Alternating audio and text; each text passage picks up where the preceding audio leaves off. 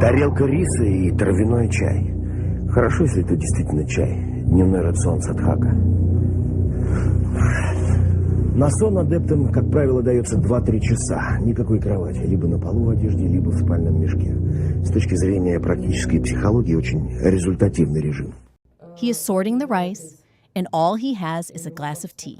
Nothing else. Minimalism. Darkness.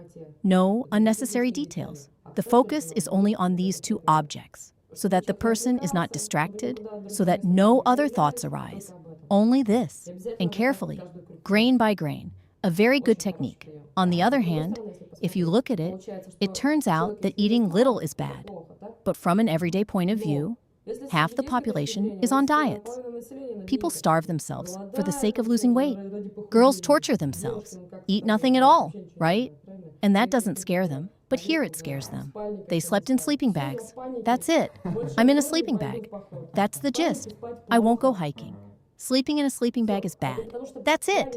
That's because the material is presented correctly. Also in darkness, in black clothing, with a shot from somewhere under a table. A very good technique that it's uncomfortable. It's not in a bed, it's somewhere in the dark, unknown. All of it is uncomfortable. Strong, creepy emotions rise up that this is wrong. That is, we take very simple things and, purely through artistic means, achieve their significance. And write down another very important aspect. The target audience for this message. This image is aimed at ordinary family people who have a bed and normal food at home. Cutlets, soups, you understand? For them, rice counted grain by grain means poverty and deprivation. But if you showed this to Chinese people who eat rice all the time and sleep on the floor, they wouldn't be scared. A third of the planet's population wouldn't be frightened. That's why, when you use certain images, you must always consider which audience you are addressing. And here again, we have clear confirmation from a psychologist, a specialist, of what the host has just said. Another very effective technique. He said it, and a specialist confirmed it. So it must be true. You can use the same kind of examples. Каждый бьет в спину кулаком. Кто куда ходил.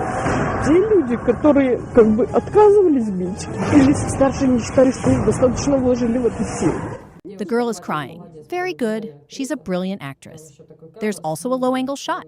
You can't really see her facial expressions clearly, but the way she speaks through tears, that trembling voice, it builds tension. It builds tension. Look, the girl said it was bad. Maybe she's just very sensitive. I watched these shots and remembered things from my own experience. It actually made me smile. We worked in Rostov and used to hit each other between the shoulder blades to stay awake after a night of partying. You go to a club, have fun, then you're sitting at work, falling asleep, unable to function, and someone just gives you a smack on the back. Problem solved. Maybe she's very sensitive. And that's why those slaps seemed horrific to her. But we use it differently, correctly. This is a very good technique. Her entire interview is decorated with staged shots, with constant repetition, with this floating camera style. The editing is choppy, and that's it. We create the sense of horror that people were really being beaten there. It works as visual proof, reinforcing what the person is saying. These shots are good as well. The camera is the viewer's eyes. When someone hits downward toward the camera, it feels like they are hitting the viewer in the face. At the same time, we remove light. Add sepia, gray and green tones. Remove bright colors. Naturally, this causes anxiety, disgust, and a complete lack of safety. They did a very good job here. Well done. Сектанты пытались вернуть заблудшую овцу в стадо, иначе как пыткой назвать сложно. В течение 3 дней Светлану поили валерьяной. 2 держали, 3 вливал успокоительное.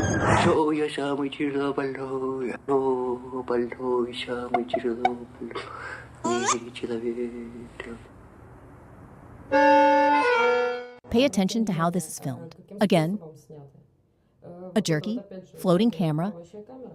The action is not clearly visible. There's half light, harsh lighting, that washes out facial features. We barely see facial expressions. Even a slight distortion of the face already looks harsh and threatening. Darkness creates this sense of anxiety. Then what do? We wave hands and bodies in front of the camera. Bodies move around, hair appears in the frame, movement everywhere. We don't see what's really happening, but we want to watch. It creates interest, emotional arousal. This moment is enhanced with sharp sounds. Ominous, tense music with a strong rhythm comes in. You can even accelerate it gradually, building pressure. And that's it. The viewer is in your pocket. They will watch without looking away. A loop is activated. The loop is waiting for the next victim. She has already escaped the loop. But the loop is free. Maybe someone else. Maybe you. That sense of luring danger. You can use the same thing. Show your maniac walking and looking, maybe looking at you. And you can even say in voiceover, he's looking for someone new. Let him look straight into the camera. Direct eye contact works very well as this kind of loop.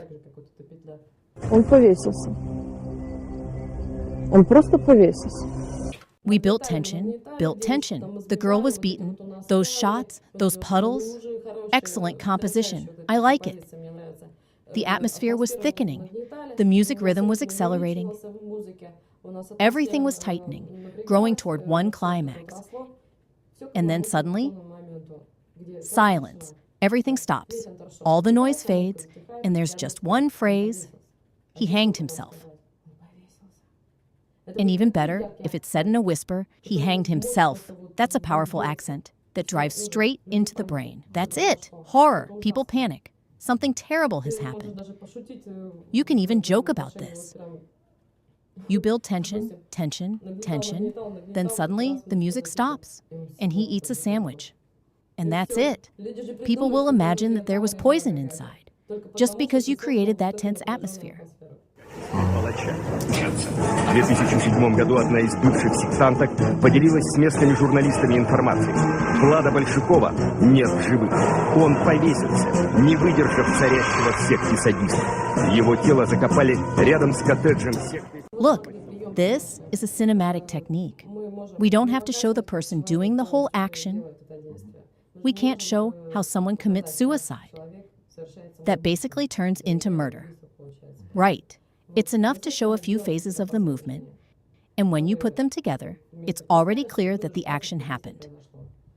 2 shots are enough, a rope tightening and feet on a stool. What do we achieve? First, we reduce time so it's not boring to watch.